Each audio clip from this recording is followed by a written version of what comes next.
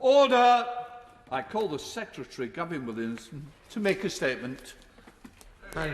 With permission, Mr. Speaker, I'd like to make a statement regarding schools in national lockdown. The last thing any Education Secretary wants to do is announce that schools will close, and this is not a decision that the government ever wanted to take. I'd like to reassure everyone that our schools have not suddenly become unsafe, but limiting the number of people who attend them is essential when the COVID rates are climbing as they are now. We must curb the escalating cases of COVID throughout the country and prevent the National Health Service from being overwhelmed.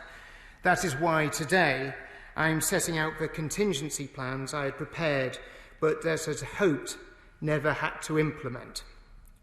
I'd like to thank all of our teachers, all of our education staff and our social workers for all that they have been doing to keep children and young people safe and learning. During the lockdown, early years settings remain open nationally to all, providing vital early education and childcare.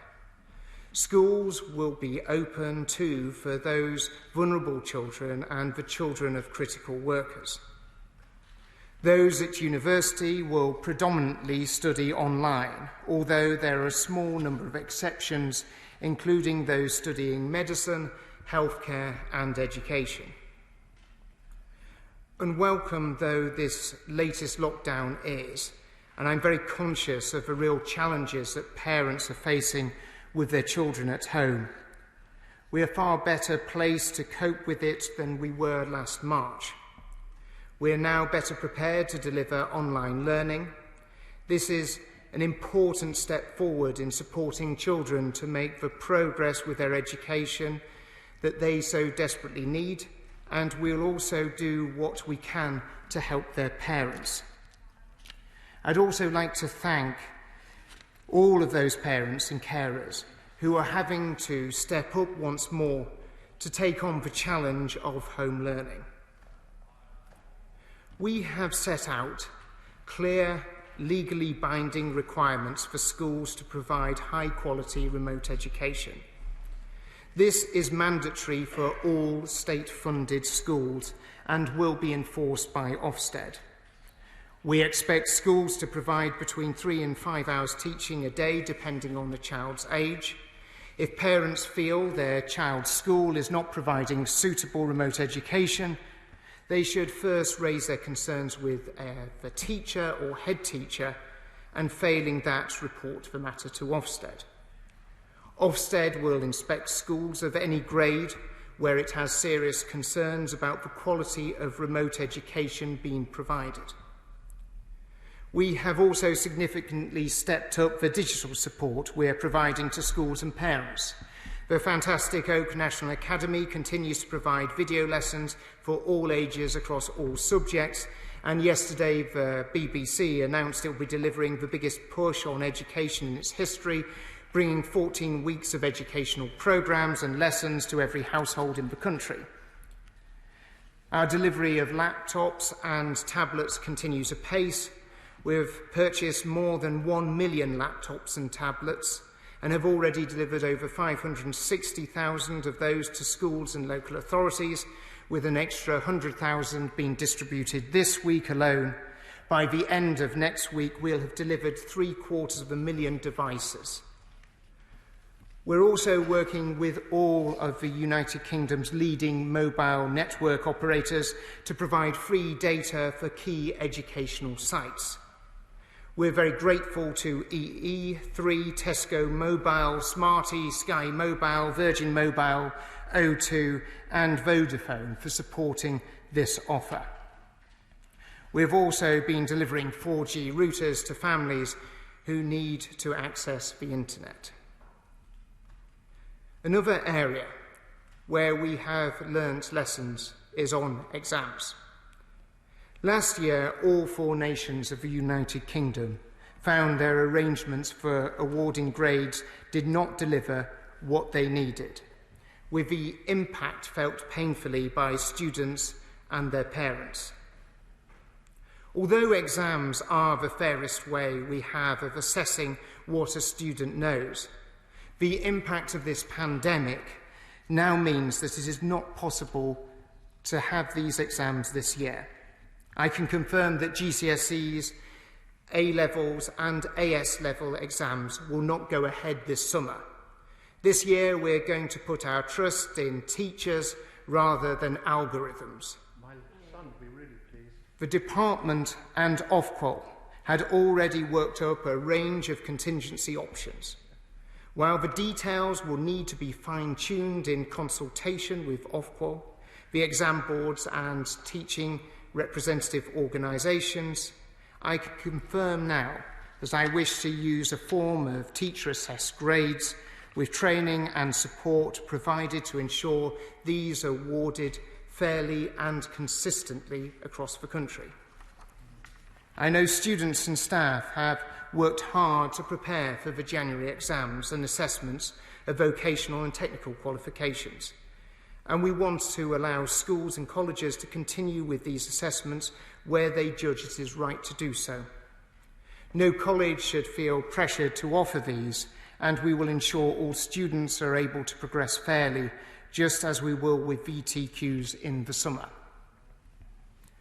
I know there is understandably concern about free school meals. We are going to provide extra funding to support schools to provide food parcels or meals to eligible children. Where schools cannot offer food parcels or use local solutions, we will ensure a national voucher scheme is in place so that every eligible child can access free school meals while their school remains closed. Finally, I would like to turn to our programme of testing for the virus. There has been a brilliant concerted effort in secondary schools and colleges to deliver testing for the start of this term. And none of this work to roll this out is going to be wasted. Regular testing will take place of staff and students in school and in due course help us to reopen schools as soon as possible. Testing is going to be the centre of our plans to return children back to school, back to the classroom, back to college as soon as possible. Mr. Speaker, I never wanted to be in a position where we had to close schools again. I believe that schools should always have their gates open, welcoming children and always being at the heart of their community. The moment that the virus permits, all our children will be back in school with their teachers and their friends. But until then, we have put in place the measures we need to make sure that they continue to progress. And for this reason, I commend this statement to the House. Shadow Secretary of State Kate Green. Thank you and a Happy New Year, Mr. Speaker. May I begin by paying tribute to the Deputy General Secretary of the NASUWT, Gareth Young, who tragically died shortly before Christmas. I'm sure the House will join me in sending condolences to his loved ones and to his friends and colleagues in the Union. Mr. Speaker, I thank the Secretary of State for advance sight of his statement, but it's disappointing that he didn't make a New Year's resolution to avoid U-turns or chronic incompetence. Once again, where the Secretary of State goes, chaos and confusion follows, and it's children, families and education staff across the country who pay the price for his incompetence. So, Mr. Speaker, I can suggest a New Year's resolution for the Secretary of State, that he at least resolve to start answering my questions. Every pupil who's not in school must be able to access education. We must do everything we can to safeguard learning throughout this lockdown. And I pay tribute to everyone who's made it possible to keep pupils learning online, the incredible teachers, leaders, support staff in schools and colleges, and those like Oak and the BBC who are doing a huge amount to make learning accessible. I welcome the Secretary of State's commitment on digital devices, and I'm glad he's listened to Labour and to the charities across the country who called for zero rating of educational sites. But Ofwal estimate that up to 1.78 million children do not have access to a device. Can he guarantee that under his plans, every child who needs a device will have one as soon as possible, and that every one of those children will be able to learn remotely? And may I repeat the question that the Leader of the Opposition asked the Prime Minister earlier? Will the welcome data deal done with mobile providers take effect immediately?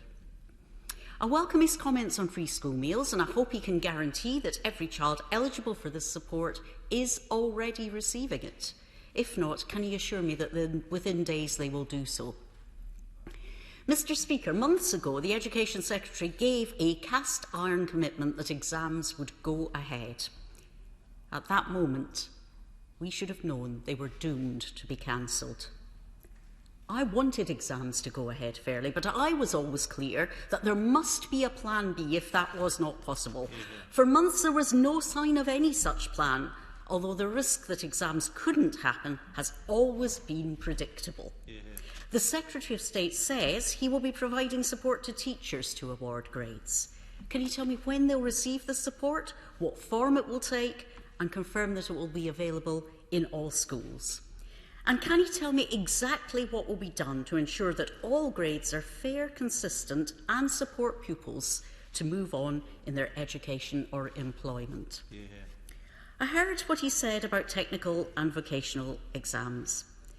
But frankly, he's failing to show leadership on the exams taking place in January. And he's leaving it simply to schools and colleges to decide what they should do in difficult circumstances. Will he now do the right thing and cancel this week's BTEC exams, as parents, colleges and the Association of Colleges are calling for? Mr. Speaker, staff in every part of our education system have faced a hugely challenging job and done extraordinary things to keep children safe and educated throughout the pandemic. Too often, though, the Secretary of State has refused to listen to their concerns or engage meaningfully with the expertise of professionals on the front line. He can start to make it up to them today. Is the JCVI working on a strategy to vaccinate all education staff, to keep them safe and get children back in the classroom? And does the Secretary of State believe that they should be prioritised for vaccination to keep them safe and allow schools and colleges to reopen? Early years settings remain open to all children, but the Secretary of State has failed to explain how this will be safe for staff and families. So can he tell us what scientific advice he's received that made him think they will be safe? And can he honestly say that he is following the science? And whether providers are open or closed, can he finally reconsider the unjustifiable decision to move early years funding in line with current occupancy, which will push tens of thousands of providers to the brink of collapse? Finally, Mr. Speaker, I turn to the return of schools in the months ahead. The decision to close them is not one taken easily or lightly. And while it is the right thing to do to control the virus and save lives, it has huge consequences for children's learning and development. And that's why Labour have always said that schools should be the last thing to close and the first to reopen. But yesterday, the Prime Minister couldn't guarantee that children would be back in school before the summer. Can the Secretary of State tell us when he expects children to be safely back in the classroom? Mr. Speaker, at every stage of this pandemic, young people have been an afterthought for the government. And now we're back where we were 9 months ago, with schools closed and exams cancelled. There is time to act, but the Secretary of State must act now to ensure all pupils can learn remotely, that families are supported and the most vulnerable are safeguarded. State. Well, thank you, Mr. Speaker, and I'd very much like to join with the Honourable Lady in paying tribute to Gareth. I had the great privilege of working with Gareth as his time as Deputy General Secretary of NASUWT, as well as his colleagues there, and very much our thoughts and prayers are with his family and also his friends and colleagues. The Honourable Lady raises a number of very important points. The rollout of digital devices, our commitment to deliver 1 million digital devices across the country. We'll be getting 750,000 of those devices out by the end of next week, supporting schools, delivering on their full allocation of devices that they need, and looking at how we can go further. It's been a great privilege to work with those brilliant teachers, inspiring leaders who and helped fund and support them in setting up the Oak National Academy, a brilliant online school that is actually being viewed not just right across this country but right across the world for the quality of teaching, and we want to see that used more and more as a vital teaching resource. The Honourable Lady is right to raise concerns about free school meals, how important this is for every one of our constituents.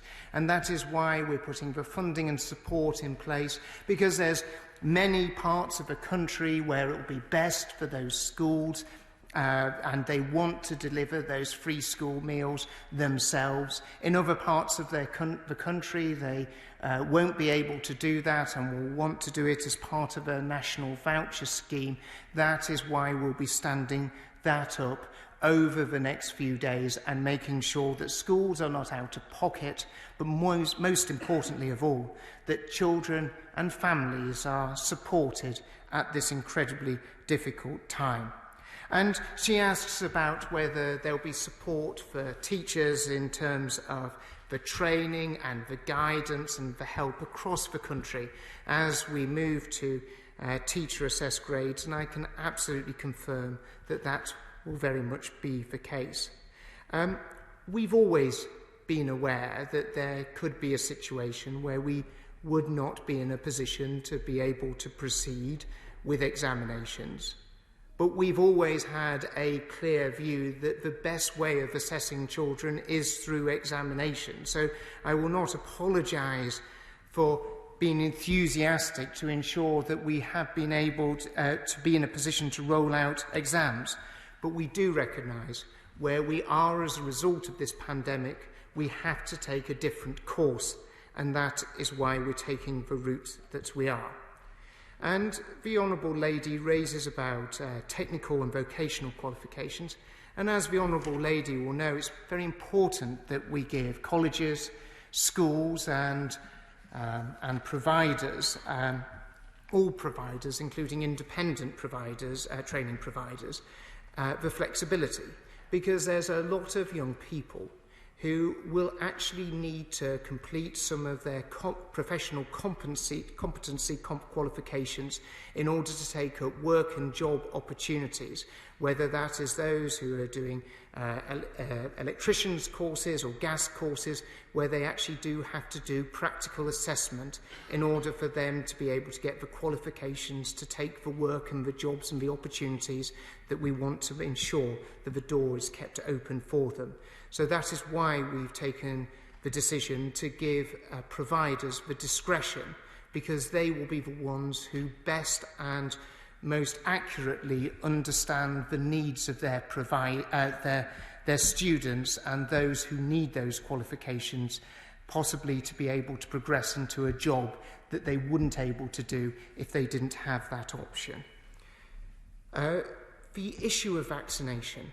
The government has already set out the important need to vaccinate those who are most likely to be hospitalised, most likely to, if they catch this disease, to be the ones who will be not just hospitalised but most at risk of death.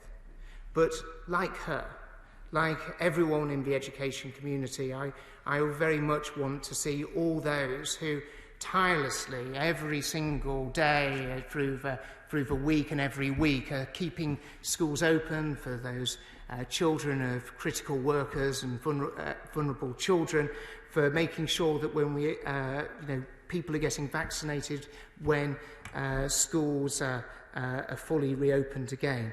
But coupled with this is a really important step forward in terms of the mass testing programme that we've already started rolling out in schools. The mass testing programme in schools will be one of the largest testing programmes that this country has ever seen. It is ready to go, it is ready to be implemented, and it will be an important plank in ensuring that we can get schools opened at the earliest possible opportunity. And it won't surprise the Honourable Lady, but we do listen to the best scientific and public health advice in terms of the decision to keep early years open. We all have a clear understanding of how important early years education is for every child. And as I've always said, I will do everything I can do to keep every educational establishment open if that is possible and if it's the right thing to do. And when we were given the health advice that we could be in a position to keep early years open, it's so important, not just for those children themselves, but also for families. I felt that that was the right decision to do. I do not want to see any school closed for a moment longer than it has to be. That is why in June we all worked so hard and fought so hard to ensure that schools opened right across the country for primary years. That's why during June we did so much to ensure that years 10 and 12 were able to return to school at the earliest possible opportunity. That is why in September we saw the opening of schools right across the country and all children being able to return back to school. And I can absolutely assure the Honourable Lady, I will not let schools be open for a moment longer than they... I will not let schools be closed for a moment longer than they need to be. I will do everything I can to ensure every school is open so that children are able to benefit from the brilliant teaching that goes on in so many of our primary schools, secondary schools and our colleges. Because I know that is the best place for children. That's what I want for my children. I know that's what members want for their children. But most importantly, that is what we want for our nation's children. And that is why I will give everything in order to ensure schools are the first things to be opened in every instance. Because that is what is best for every one of our children. We now go to the Chairman of the Select Committee, Robert Halfon. Thank you, Madam Deputy Speaker. I strongly welcome the government's laptop scheme, but we know that there still will be possibly hundreds of thousands of people on the wrong side of the digital divide. Can my right honourable friend confirm that those students who just don't have internet connection or computers at home will be able to go to school alongside children of critical workers? Could he also confirm that any centre-assessed grade system will not only maintain standards but provide a level playing field for disadvantaged children, have a fair appeals process, and will he make sure that there are independent assessors, perhaps retired teachers or Ofsted inspectors, to provide a check and balance for each assessed grade awarded? And finally, I welcome what he has said about wanting to open schools again, and I know he believes that strongly. Will he do everything possible to ensure that teachers and support staff are given priority for vaccinations alongside NHS workers so we can get our schools open again sooner rather than later? Well, the reason that we are rolling out and expanding our devices package, because we realise how important that is for all children, especially for those children from the most disadvantaged backgrounds. I can confirm that as in the previous situation where we saw schools had to be closed during the months of March, April and May, children who didn't have access to digital devices were able to access education in that school, and that is the same standard and same guidance that we are issuing today as well. In terms of disadvantaged children and the centre assessed grades and teacher assessment, we'll be doing everything that we can do to ensure that children are not left behind, either down to their background of a community which they have grown up in and where they're learning. in. And I'd be very happy and look forward to working with my right honourable friend and his committee to very much take their advice as to any additional actions that we need to undertake to ensure fairness. And we'll certainly take on board his idea and his thinking about bringing in those volunteers and those people who want to support education and making sure that the teacher assessment is fair and robust and maintain standards, but most importantly, fairness for those children who are taking those qualifications. Now we go to the SNP spokesman, Carol Monaghan. Thank you, Madam Deputy Speaker. We shouldn't, of course, be surprised at this latest U-turn in schools. Any student teacher knows that planning is a key skill, but it's one that the Secretary of State has yet to master. His decisions are being made in a reactionary and last-minute manner. Schools in England have predictably gone from being open with threats of legal action if they closed to being snapped shut in an instant, giving parents absolutely no time to put in place arrangements. And a word to all members, we need to be careful about this narrative of children are falling behind. They're only falling behind on a scale, an external scale that we've defined for them. We cannot use the same metrics this year as we have used before. And of course, much as we all want schools to be open, young people are learning other skills too. That said, it's good to hear that the BBC is producing educational resources. Can he confirm whether there will be resources available for the Scottish curriculum at Nat 5 higher and advanced higher level? Teachers are fed up with politicians paying tribute to them 1 minute and the next minute sending them into unsafe environments. The risk posed to children in school is small. We have evidence for that. But as the Prime Minister said earlier, pupils can act as vectors. So, and let's be clear, if a member of staff in a school catches COVID, there's increased strain on the remaining staff. So it should not only be high-risk staff who are vaccinated. Before we talk about opening schools, we need a clear position on vaccinations for teachers and school staff. The First Minister has committed to looking at this. The Secretary of State has said he will do everything he can to ensure schools open. So will he ensure that teachers are a priority for vaccination so that schools can open with confidence? And finally, on students, there are many students who are now learning at home completely and are not returning to university following Christmas, but they're still having to pay for university accommodation. What support will the Secretary of State look at giving to these young people who are having to pay out in this manner? Thank you, Madam Deputy Speaker. It's probably interesting listening to the Honourable Lady and her comments about students, and it's probably sort of indicative as to some of the challenges that the Scottish education system has seen with them falling down PISA rankings, because it is really important that we support children to be actually able to learn. It's really important that we do everything we can do to ensure that children are in a position where they're learning about maths and English and the sciences and the arts. And it seems to be indicative of what she was saying, that the SNP doesn't seem to be that interested in actually making sure that children benefit from a knowledge-rich curriculum.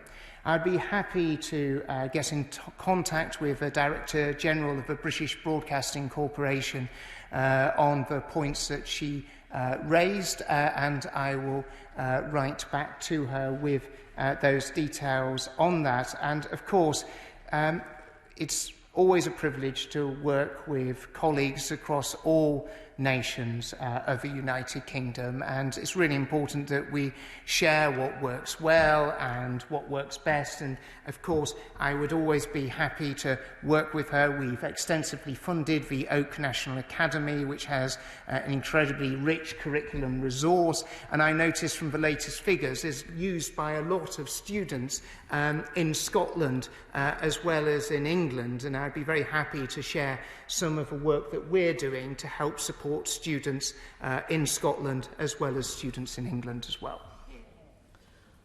Peter Aldous. Thank you very much, Madam Deputy Speaker. I welcome the Secretary of State for his statement. The economic recovery will be skills-based, and the government have quite rightly placed much emphasis on the importance of BTECs. However, there is currently worry, confusion and uncertainty in colleges and schools. Many have cancelled this month's exams, but others have not. They should not have been placed in a position of having to make their own choice as to whether to go ahead with exams. The government should have shown clear leadership so that all students across the country were in the same situation. Will the Secretary of State now work with Ofqual, the exams boards and the Association of Colleges to put in place as quickly as possible new arrangements that will provide students and teachers with certainty, clarity and confidence? Well, as the Honourable Gentleman will have heard in my statement, that's exactly what I'd said we would do. But also, just for clarity, there are many students and there are many colleges that know for their students' future prospects that they need to complete those assessments during this month if they are going to be able to access work and employment opportunities. So, no, I'm not going to go down the route that the Honourable Member suggests of actually taking that opportunity to potentially be able to access work and those opportunities away from them, because I do not believe that would be right for those children. Daisy Cooper. Thank you, Madam Deputy Speaker. Teachers and school staff have put themselves at enormous risk during this pandemic in order to keep schools open. Now that the Prime Minister has accepted that schools are the epicentre of high community COVID transmission, it is essential that the government gives teachers and school staff the priority access to COVID vaccinations that they deserve.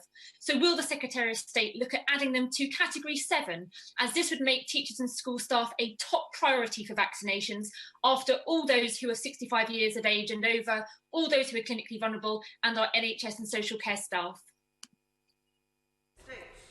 Well, as every stage, we have put the safety of students, of pupils, of teachers, of the whole workforce, and including the whole community, at the heart of everything we've done. And all the evidence has gone to show that the work, the precautions, the measures that have been put in place has meant that schools have been able to operate safely and well.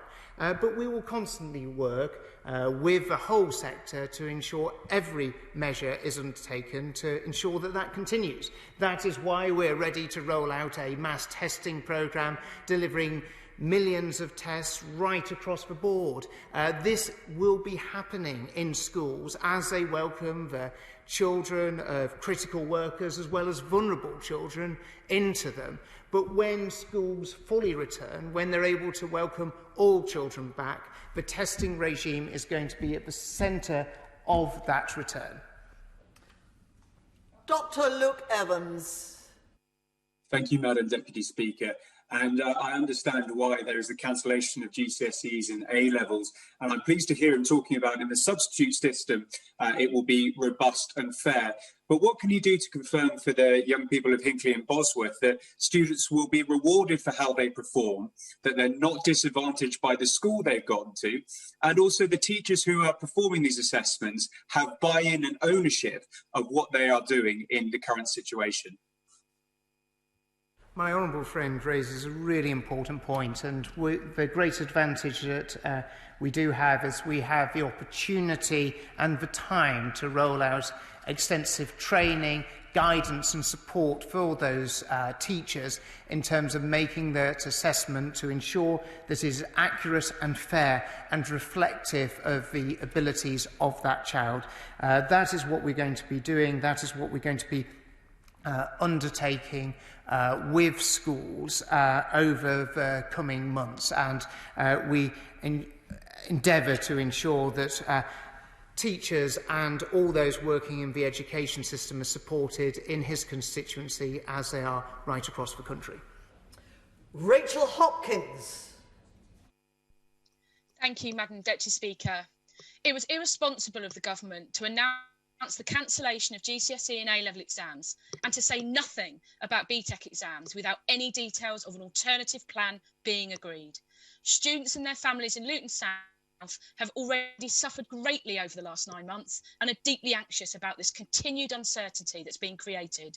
Many students have contacted me to say they are suffering negative impacts on their mental health as a result. So I would ask the Secretary of State what plans he has to provide additional mental health support for our children and young people.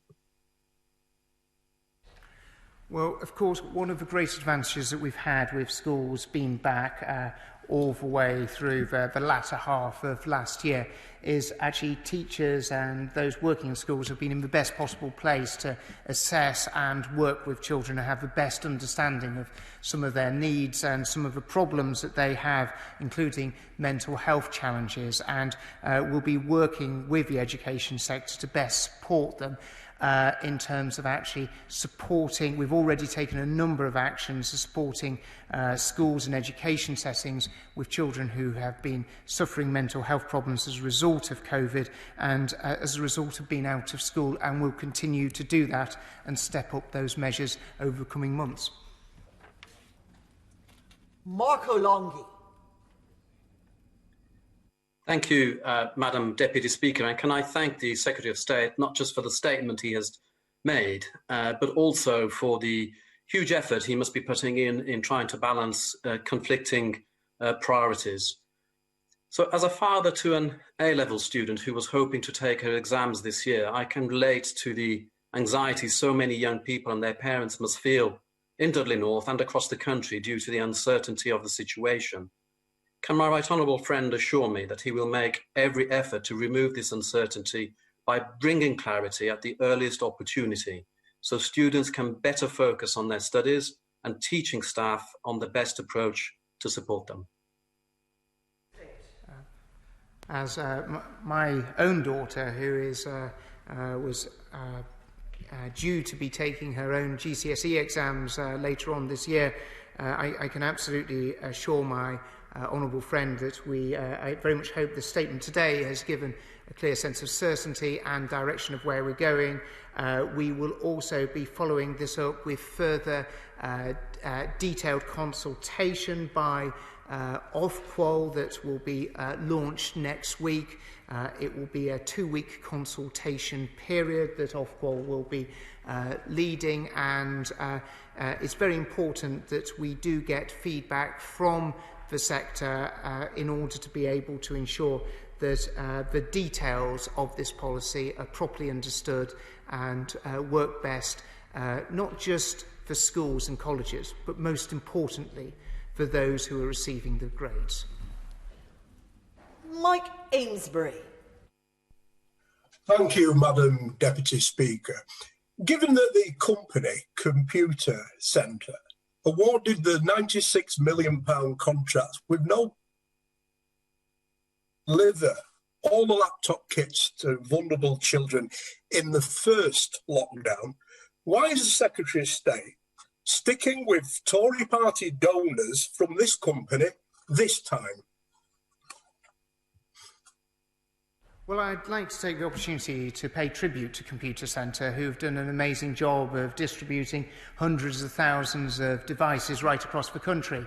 The Honourable Gentleman is right to say that we did a direct award on the first contract, as Computer Centre were one of the few businesses that were in a position to be able to assist us at that time, but since then tenders have gone out and Computer Centre have won those tenders through fair competition.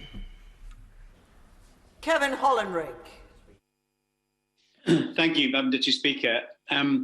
Some North Yorkshire schools are operating a full formal timetable with checks and balances, including roll calls and marking, but some schools are not.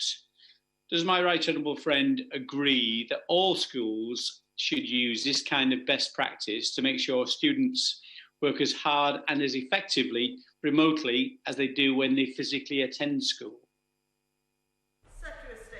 Well, as a former North Yorkshire County Councillor and having been on the Education Committee of North Yorkshire County Council, I absolutely do agree with my honourable friend. It's absolutely vital that we keep as much formal education in place as possible. Schools have moved forward in absolute leaps and bounds in the offer that they are able to put there. But we do recognise there has been variability, and that is why we've taken the actions that we have, including the actions that we will take with Ofsted to ensure that there is good, high-quality remote education delivered in all of our schools right across the country. Paula Barker. Thank you, Madam Deputy Speaker, and I'd like to place on record my thanks to the National Education Union and Unison for the work they've been doing to keep school staff and pupils safe. In my constituency of Liverpool Wavertree, I've been inundated with enquiries from worried parents and nursery staff about nurseries remaining open and the risk that poses, particularly when elderly grandparents are often used to pick up children as part of support bubbles. And I'm afraid the narrative from the Secretary of State that this group are least at risk is not enough and doesn't instil confidence. So will the Secretary of State fully explain to my constituents why nurseries and early years settings are not closing, with the exception of providing services to key worker children?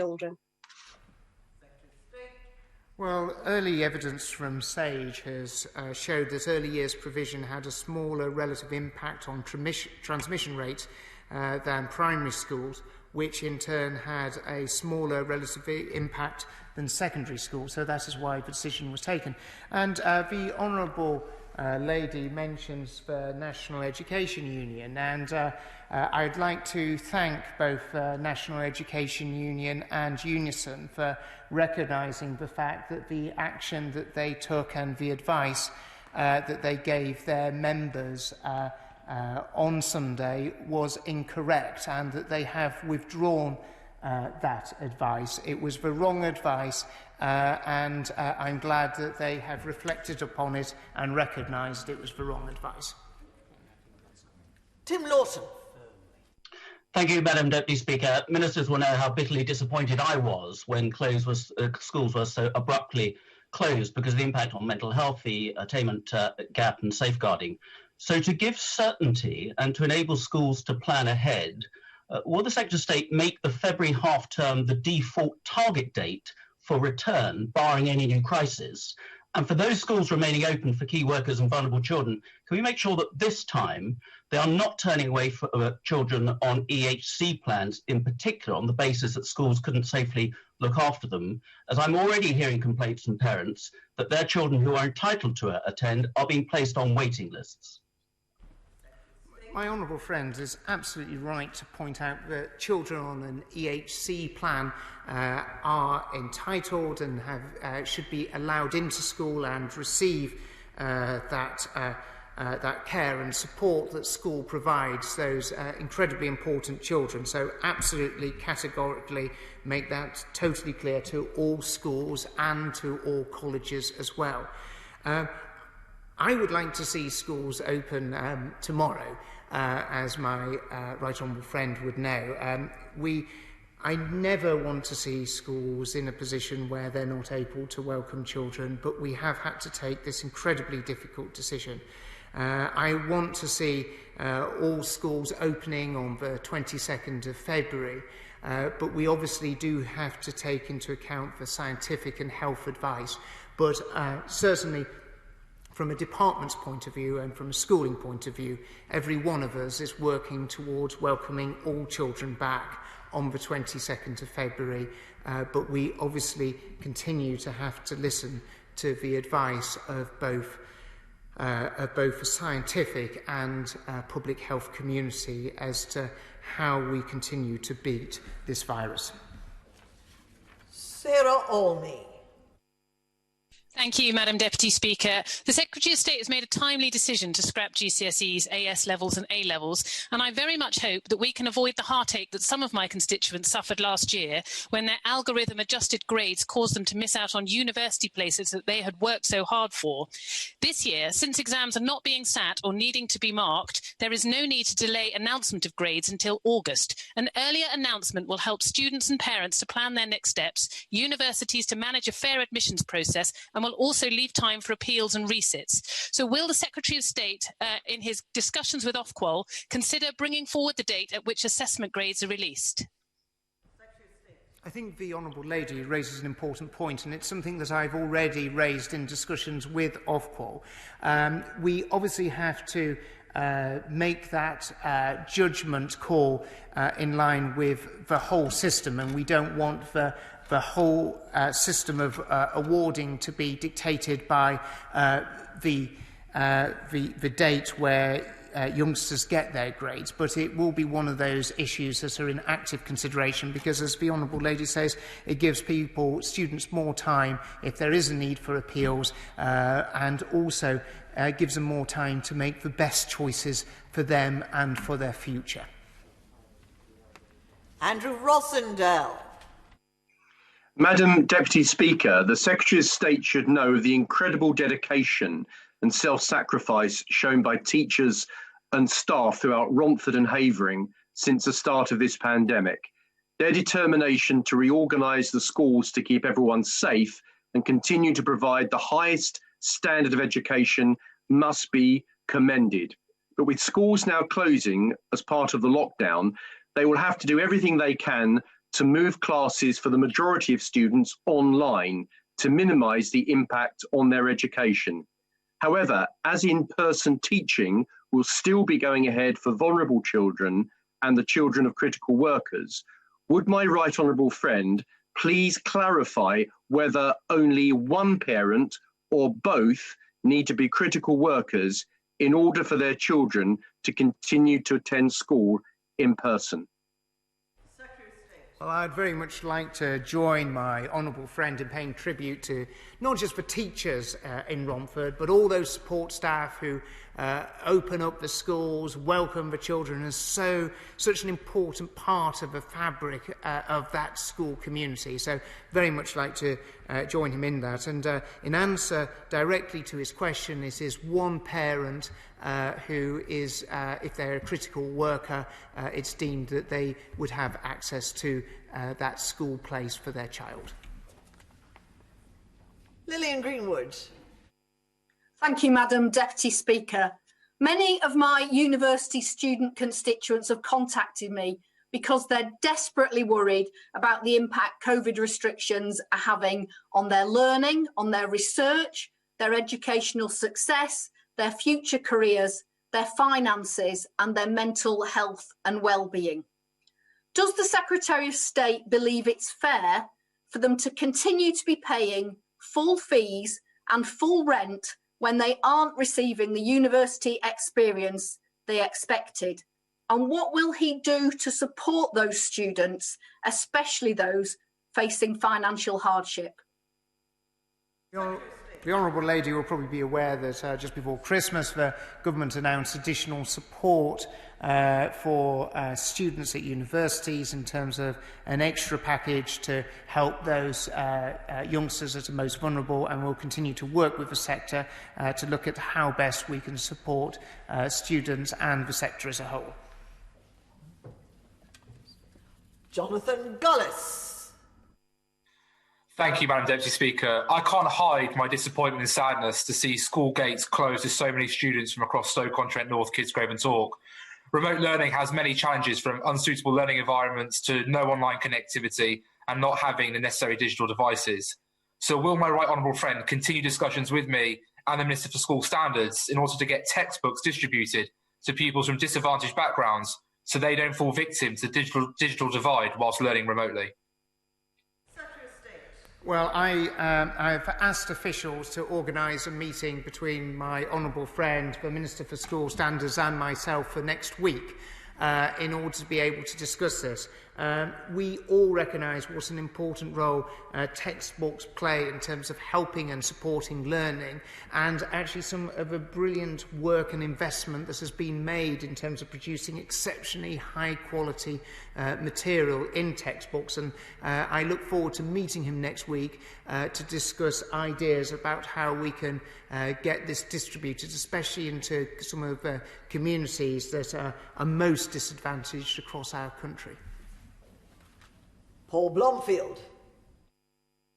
Thank you, Madam Deputy Speaker. And can I say that I welcome the Secretary of State's U-turn on GCSEs and A-levels, late though it was, adding to the pressure on schools and teachers.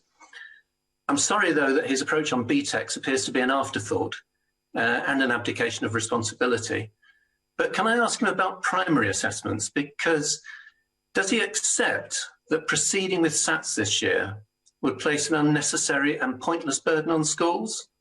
And will he take action to cancel this year's tests and to do so in good time? I always enjoyed working with the Honourable Member in terms of our work that we did with Motor Neuron Diseases Association over a number of years, and I always learned that he often speaks a lot of good sense, just sadly in the wrong party. Madam Deputy Speaker, can absolutely confirm that that we won't be proceeding with SATs this year. We do recognise that this will be an additional burden on schools, and it's very important that we're very much focused on welcoming students back into the classroom at the very earliest opportunity. Greg Smith.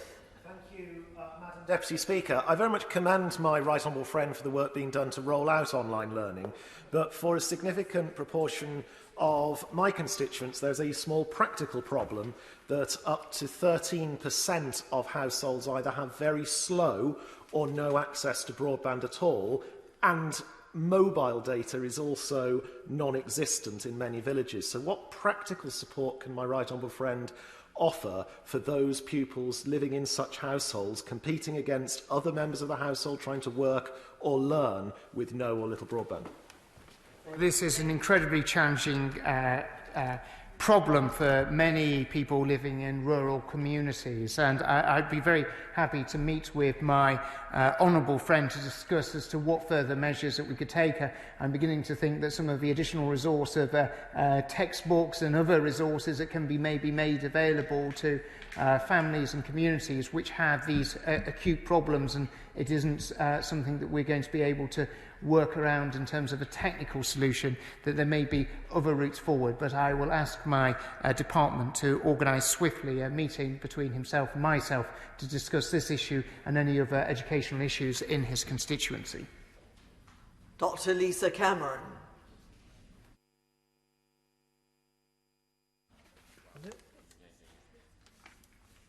If we have a problem there, we'll go back to Lisa Cameron and meanwhile go to Claudia Webb.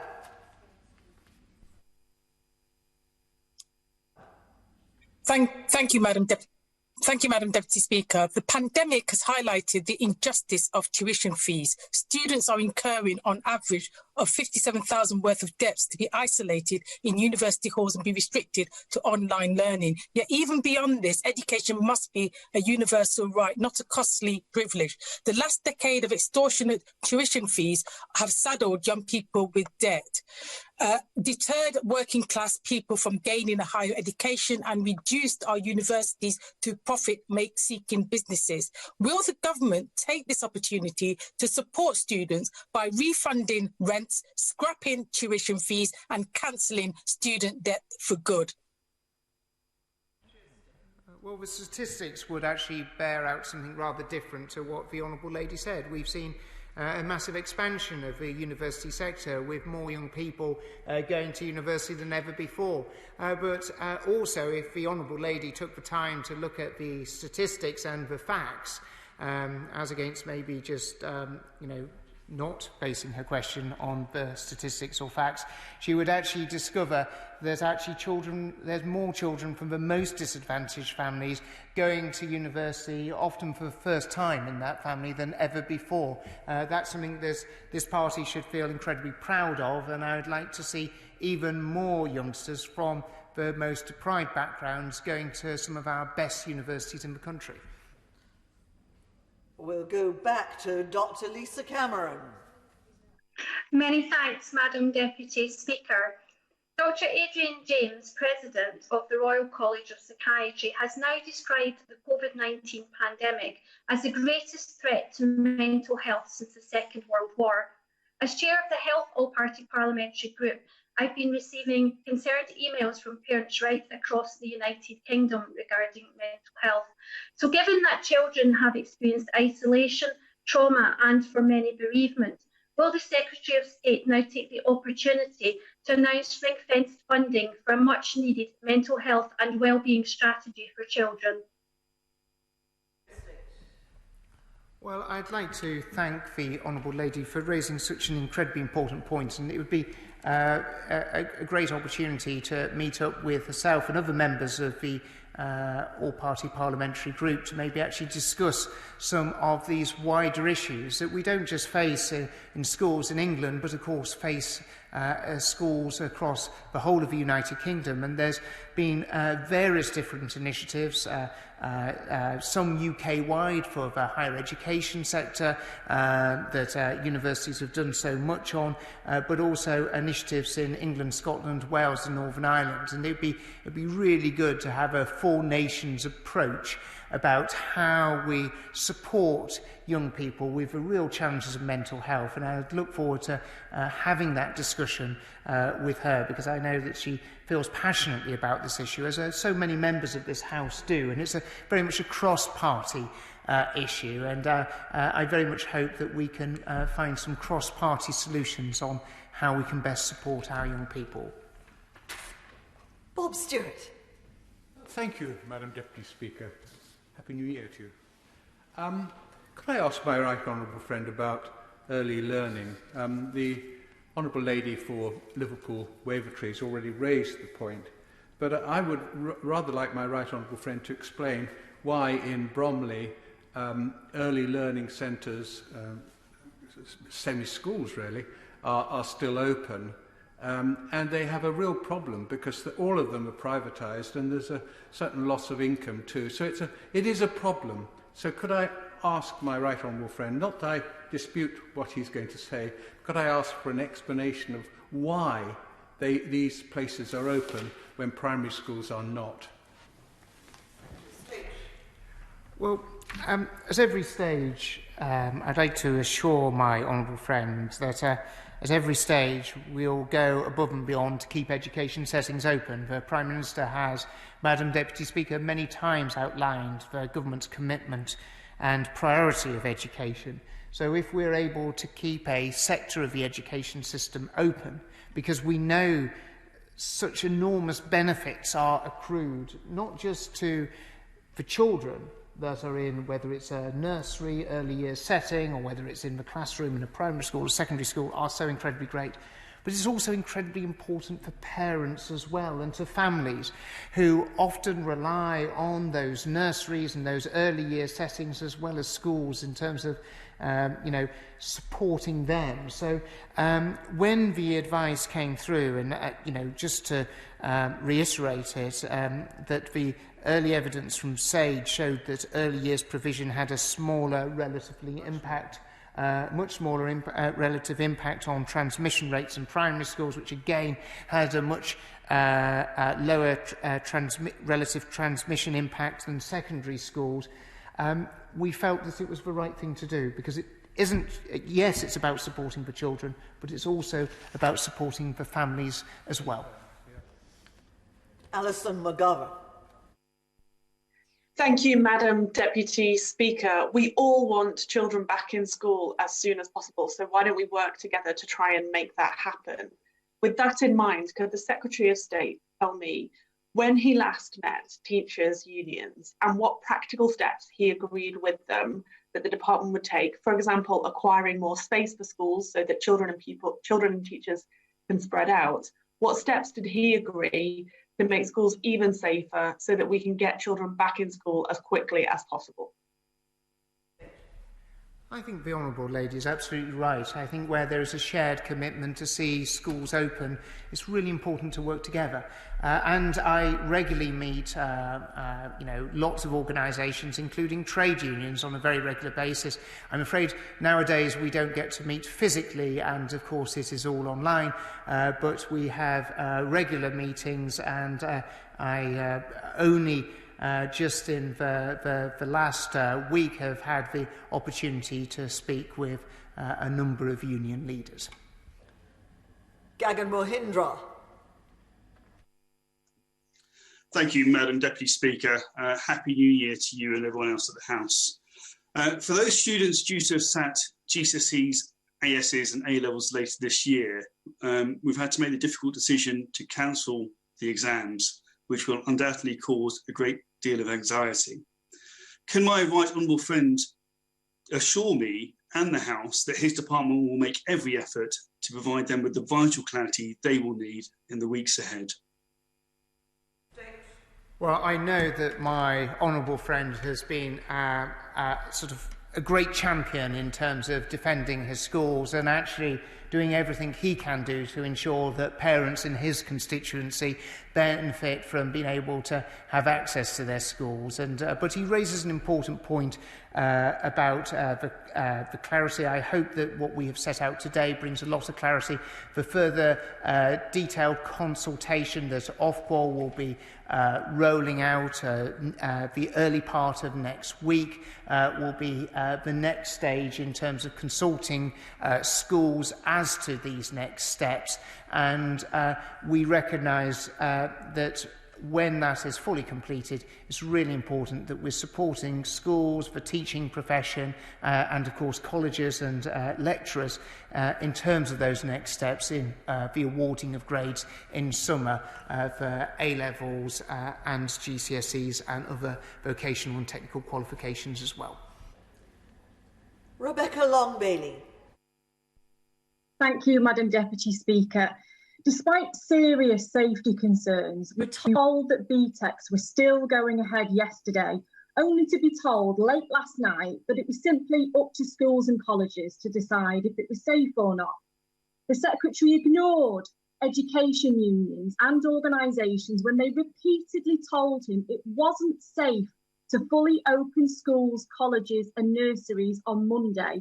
And nurseries are still open in full today, despite widespread anger and disbelief from the sector, nor any robust scientific evidence from the Secretary today that nurseries will not act as a vector for transmission of the virus. Safety is the Secretary's responsibility. Up to 1 in 50 now have the virus and the number continues to climb. So will he actually listen now to education unions and organisations, cancel BTEC exams, urgently take the same safety approach on nurseries that he has with schools and provide upgraded risk assessment guidance and vaccine access to all settings currently open to vulnerable and key worker children?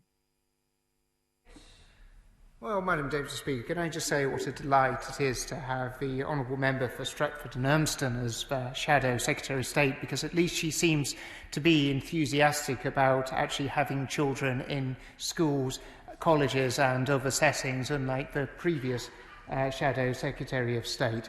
At every stage, and I think the Honourable Lady understands this, is that we have put the safety and the security of children and the workforce at the very heart of what we do. As the Chief Medical Officers, not just of England, but Wales, Scotland and Northern Ireland, have said that actually the best place for children is in school. But we have had to take unprecedented action as a result of the Chief Medical Officer for England advising the fact that this nation has, we have to move to a COVID alert level 5. And when that decision was taken on Monday to move to COVID alert level 5. It was right that additional actions were taken as reluctantly as as reluctant as I was to see us being in that position. But at every stage, and I think it is a little unfair of the Honourable Lady to imply that the safety and security of staff and children aren't at the heart of all our actions, because it is at the heart of all our actions. But we do know that children benefit from being in school. We do know that children benefit from having the opportunity to sit in front of their teacher in the classroom. So that's why, on this side of the House, we've always been so enthusiastic for schools to have children in, and I hope eventually she'll become a convert to that idea herself, as her successor has. Joy Morrissey. Madam Deputy Speaker, last year the approach to GCSEs and A-levels meant that private candidates such as home-educated children were unable to obtain a grade. Can my right honourable friend confirm that this year they will be able to do so? I know that my honourable friend will be speaking not just for many of her constituents in the question that she asked, but actually for many thousands of youngsters right across the country who will be really worried about this. I have asked Ofqual to take up this issue, to look at it directly and to make sure that there are measures in place so that those students are going to be in a position where they're able to be in a place where they're able to get a grade. I've asked Ofqual to include it as part of their consultation, which they'll be doing next week, and we've already discussed as to how this can be done and believe that it will be possible to do so. Alex Norris. Thank you, Madam Deputy Speaker. The Secretary of State clearly prefers testing rather than vaccination as the means to making sure our teachers and learners will be safe when schools can reopen. Now, the Prime Minister wants that to happen in 6 or 7 weeks' time. To have an adequate testing regime in every school by that period will require working round the clock, every minute available between now and then. So will the Secretary of State confirm to me that every school in my constituency has the access to the support they need to make sure that such a regime will be in place in time? So we've already seen the mass distribution of testing kits and all the equipment that is required in schools and colleges where they're taking years 7 and above. We will be looking at how we can roll out testing beyond secondary schools into primary settings and those earlier years to support staff as well. But actually, I think the honourable gentleman may sort of, I'm as enthusiastic about vaccination as he is, but we're very much forward with our programme in terms of mass testing for children, with all secondary schools receiving the initial deliveries and all schools will be getting that level of support in secondary settings, and we're looking at expanding that in primary settings as well, and that would include all his schools in his constituency as well as all of our constituencies. Order. I appreciate that the Secretary of State is giving thorough and detailed answers to a great many questions, but we've already taken up more than an hour, considerably more than an hour in the statement.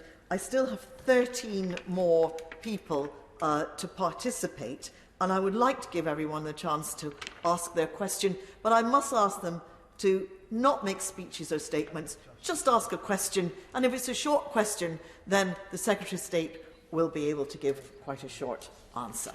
Anne-Marie Morris. Madam Deputy Speaker, Secretary of State, the future of the country is very much in your hands. Children are our future, and I'd like to pay tribute to my local schools who have risen to the challenge and continue to deliver an exemplary education. But closing schools is one thing. What is your plan to open them? What are your criteria? It can't be ending lockdown given the devastating effect on children's mental health. What is your vision and your plan for optimising children's life chances and giving a clear map of the future for children, parents, teachers, universities, employers? What, in your size does good look like? Order, order. First of all, I did ask the Honourable Lady not to make a speech but to ask a question. She's asked several questions which I'm sure the Secretary of State will answer. But I must insist that while we have virtual proceedings in this chamber, that people who are participating virtually adhere to the same rules that we adhere to in this chamber. Nobody calls the Secretary of State you. You means the Chair. The Secretary of State is the Right Honourable Gentleman. Secretary of State. Thank you, Madam Deputy Speaker. Now, I'll endeavour to be very brief. My honourable friend is right to pay tribute to all those who work in schools and colleges and nurseries in Newton Abbot, and I'd like to add my thanks to the work that they do. We've been clear that the testing regime is a key element of opening schools back once more.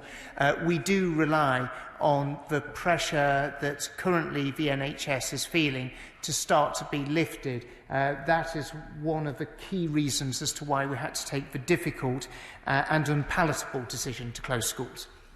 Janet Davey. Thank you, Madam Deputy Speaker. I've been contacted by a distraught young lady from my constituency. She works full-time. She's a private candidate studying for her A-levels. With exams now cancelled, students in standard schooling will have predicted grade assessments from their teachers, but self-taught students will have no such thing. Last year, thousands of private A-level candidates went without any grade when their exams were cancelled. Will the Secretary of State work with Exam Board to make provision for self-taught students to do what is necessary to make sure students like my constituents are not overlooked and to ensure that their money, time and studying really does pay off? I certainly will do that. We've already had those discussions with Ofqual and will in turn with Exam Boards, and I'd like to refer the Honourable Lady to the comments I made to the Honourable Member for Beaconsfield. Simon Fell. Thank you, Madam Deputy Speaker. As someone who was campaigning to keep schools open until a few days ago, I recognise how difficult these decisions have been for my right honourable friend. But if I could press him on 2 points. First, I know my right honourable friend's made his views on vaccination in schools clear, but could I implore him to look again at vaccination for SEN schools, where the line between teaching and caring is very blurred indeed? And secondly, could my right honourable friend review catch-up funding for schools, especially for areas of deprivation, to make sure that it's targeted so that the attainment gap doesn't widen as a result of this lockdown? Both my honourable friend and myself were both championing the importance of keeping all schools open at every stage, and I very much thank him for his support. I do spy in the distance the Health Secretary, who is obviously progressing slowly to the chamber, and I can absolutely guarantee that I'll be making those arguments as forcibly as possible about the important need, recognising those children who are in special schools. And that workforce is often a crossover between education and care. But we'll be making those arguments, but also recognising the broad clinical requirements that the Department for Health have to operate under. But I'll certainly echo those comments with the Health Secretary. Order. I allowed the Honourable Gentleman for Barrow, in fairness, 2 questions because I couldn't get in quickly enough to stop the second one. From now on, 1 question, no speeches, no statements. Bill Esterson. Poll suggests as many as 1.78 million children don't have access to a computer. What the Education Secretary has announced today suggests a 10% reduction in those numbers by the end of next week, which still leaves 1.6 million children unable to access a computer.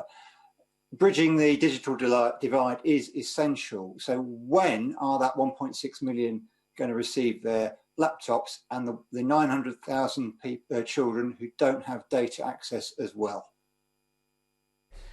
Well, I'd just like to refer the Honourable Gentleman to my statement earlier, which covered most of the points that he raised in his question. Miriam Cates. Thank you, Madam Deputy Speaker. I know my right honourable friend did everything he could to keep schools open and that he shares my concern for the welfare of the hundreds of thousands of young people now isolated at home. Can I ask my right honourable friend to look urgently at the reports of harms being caused to children by social isolation? Absolutely. It's incredibly the impact of social isolation has a real impact on young people. Children are the ones who just miss out so much with not just being in school to have the input of their teacher, but also their friends and that socialisation that comes with it. And always happy to meet with my honourable friend to discuss this and what more that we can be doing to support schools, support teachers and support the education community to support our children. Patrick Grady. Madam Deputy Speaker, where and when will families be able to find out exactly what free services the mobile operators are providing, and how will he make sure that that's as straightforward as possible to access? And is he making sure that the devolved governments are fully looped in on this and that they'll get any Barnett consequentials of additional spending on laptop and tablet distribution? Well, of course, we'll always work closely with the devolved governments, and it's obviously the benefits of the union are demonstrated about the fact that actually we're able to work together and also work at considerable scale in order to deliver benefits to all parents and children. Obviously, any additional spend on anything has Barnett consequentials, which means that, again, Scotland benefits from being in the United Kingdom, and the financial support that the whole UK gains from being together. Jerome Mayhew. Madam Deputy Speaker, I know from my own children that a live lesson taught online is much more effective than learning resources being placed online. Whilst teachers always need to be able to use their discretion to take account of specific circumstances, can my right honourable friend assure me that the default expectation during this lockdown is for online live teaching? Well, we've already set out really detailed guidance for all schools about setting the expectation levels for all schools and what they're providing pupils. We do recognise that there will be a blend in terms of a range of different teaching, but we have set the expectations there clearly, and where schools fall below it, there is recourse that parents can take either with the school directly or ultimately through Ofsted. Mary Kelly Foy.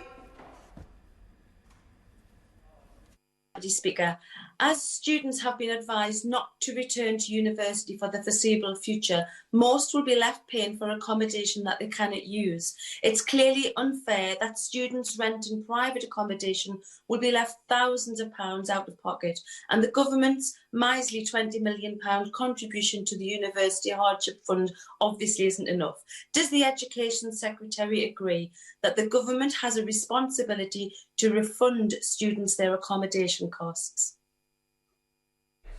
Well, as I've already sort of set out, the government before Christmas recognised the need to give additional support to students and through universities. That's why we put the additional financial arrangements in place to support them. Lucy Allen. Madam Deputy Speaker, I want to put on record my thanks to all the teachers and support workers in Telford. My single question, my right honourable friend, does he agree with me that just handing out laptops is no substitute for the support and guidance a child receives from a dedicated, committed teacher? Will he do everything in his power to enable teachers to return to school, including considering vaccinations? Well, I would very much like to add my thanks to all the teachers in Telford, especially as one of my daughters is very privileged to be able to get benefit from those teachers in her constituency. I'd very much like to echo her point that actually supporting children in terms of learning isn't just about giving them a device, it's how that device is used, how that child is supported, and the work that we've undertaken over the last few months to support that in terms of Oak National Academy. Resources that are available are an important part of that. And in terms of vaccinations, in terms of testing, we'll always be pushing at the boundaries to maximise this for our education settings right across the country. Mohammed Yasin. Deputy Speaker, the Secretary of State has placed the decision about whether to maintain nursery schools on governing boards. Will he make public health a priority and guarantee full funding during this crisis to relieve boards like the Bedford Nursery Schools Federation of the feeling of being coerced into remaining open to protect their future viability? Well, we recognise there's a lot of nursery schools who want to be in a position to be able to open their doors, and if I can refer the Honourable Gentleman to the answers I gave earlier in this session about the reasons as to why we took that decision. Peter Bone. The Secretary of State for updating the House and answering the question so fully. Could you tell me, if a university student has travelled back to their halls of residence and now is going to receive remote learning, should they stay at university or should they return home?